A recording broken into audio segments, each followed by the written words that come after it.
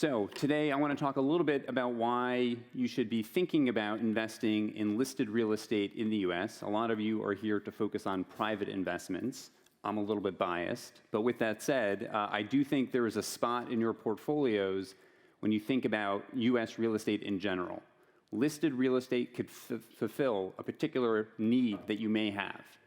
And when we're talking about listed real estate, first let me tell you what it is. What does it consist of today? It's about $1.5 trillion, as you can see on the bottom right. It's grown from $134 billion in market cap from 2000. But what might be different, or what you may not realize, is that a lot of the sectors that you can invest in the public markets in the US, a lot of them are a little bit more niche-y. You're not just getting traditional office, as an example. You're not just getting traditional retail.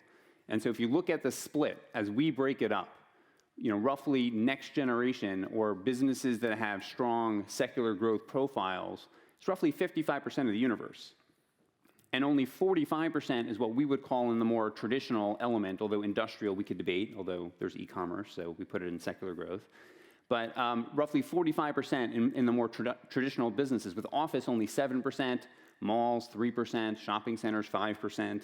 And so the point here is when you think about listed real estate, you might be getting something different. You can get access to very good fundamental stories, niche businesses, and beyond just being in better growth story businesses like cell towers, industrial, healthcare, data centers, you could be investing alongside some of the best operating platforms. And the best data center platform in the world is Equinix. They're a publicly traded company. The best self-storage company is Extra Space or Public Storage in the US.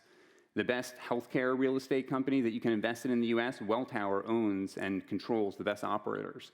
So if you want to get access to some of the best platforms, you're going to find it much more so in the listed market than you will in the private market.